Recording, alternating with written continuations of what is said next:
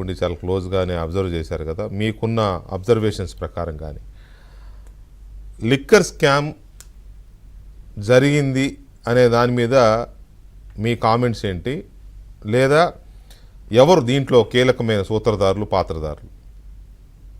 వెంకటకృష్ణ గారు, సార్ మీకు విక్రమపల్లి గారికి, ప్రతాప్ గారికి, అలాగే ఏబిఎన్ ప్రేక్షకులందరికీ నమస్కారం. నమస్తే అండి. ఈ రోజు విజయసాయి రెడ్డి గారు మాట్లాడిన విధానంతో లిక్కర్ స్కామ్ అనేది 100% జరిగిందని సర్టిఫై చేస్తారు.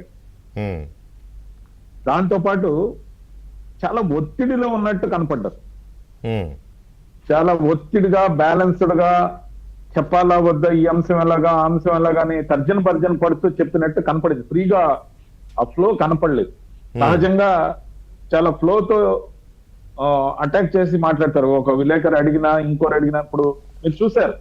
ఇప్పుడు ఇన్ని రోజులు ఎందుకు చెప్పలేదంటే, ఇన్ని రోజులు మీరు అడగలేదు కదా అనే తీరులో ఆయన మాట తీరు ఉంటుంది. మీరు ముందే అడిగి ఉండాల్సింది చెప్పేవాడిని. సో ఆ తీరులో సమాధానాలు రాలేదు. కానీ చెప్పకనే కొన్ని సర్ప్రైజింగ్ ఎలిమెంట్స్ చెప్పేవి. కేవలం 4 అంశాల్లో తనను అడిగిన క్వశ్చన్స్ గురించి మాత్రమే చెప్పారు. కానీ నిన్నటి రోజున సిట్ సమావేశానికి హాజరు కానప్పుడు సిట్ బృందం దాదాపు 135 ప్రశ్నలు సంధించడానికి సిద్ధం చేసుకుందని చెప్పి నేను ఏబిఎన్ లో కూడా న్యూస్ చూసా. అన్నిట్లో వచ్చింది.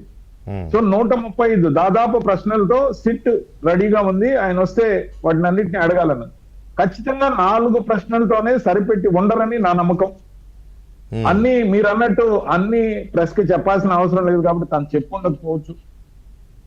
కానీ దాంతో పాటు ఈరోజు ఒక అడ్జసెంట్ ఆన్సర్ వచ్చింది.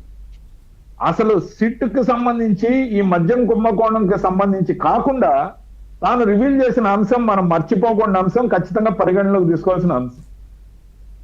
ఒరిస్సాకు సంబంధించి లిక్కర్ రేటు తక్కువగా ఉంటుంది. Seller Orissa, buyer Tamil Nadu. మీరు కరెక్టే. ఒరిస్సా నుంచి బయలుదేరిన మద్యం ఆంధ్రప్రదేశ్ ద్వారా తమిళనాడుకు పోవాలి. దానికి సంబంధించి వాళ్ళు ప్రశ్న అడిగారని చెప్పారు. ఈ ప్రశ్నని మీరు హైలైట్ చేయాల్సిన అవసరం ఉంది. అవును, అడిగారని చెప్పారు. ఆంధ్రప్రదేశ్ ద్వారా ఎన్ని లోడ్లు ఆంధ్రప్రదేశ్ ద్వారా అక్కడికి పోయింది అనే అనుమానాలు రేకెత్తున్నాయి. దాంతో పాటు అక్కడి నుంచి తెచ్చిన సొమ్ము మెడ్రాస్ కు పోయే నెపంతో దారిలోనే బెల్ట్ షాపుల్లో అమ్మేశారా, వాటి సొమ్ము విలువ ఎంత అనే, అంటే సిట్ చాలా మైన్యూట్ గా క్వశ్చన్ చేసిందనే అంశం మనకి తెలుస్తాం. చాలా డీప్ గానే దర్యాప్తు సాగుతుందని అనుకోవాలి. 100%.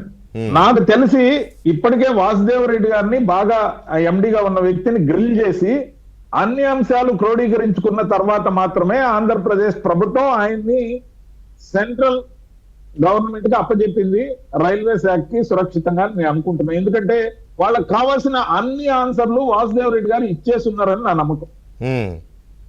అదర్వైజ్ ఒక విచారణ ఎదుర్కొంటున్న ఐఏఎస్ ని అర్జెంట్ గా అరెస్ట్ చేసిన తర్వాత గ్రిల్ చేసి సిట్ పర్యవేక్షణలో ఉన్నప్పుడు సెంట్రల్ గవర్నమెంట్ కి with immediate effect over night బదిలీ కారు. ఎందుకంటే ఆయన సహకరిస్తాన్ని వాంగ్మూలం ఇచ్చి ఉండొచ్చు, పేపర్ రిటర్న్ అండర్టేకింగ్ ఇచ్చి ఉండొచ్చు, కావాల్సిన సమాధానాలన్నీ సఫిషియెంట్ గా చెప్పేసి ఉండవచ్చు అని నా అనుమానం.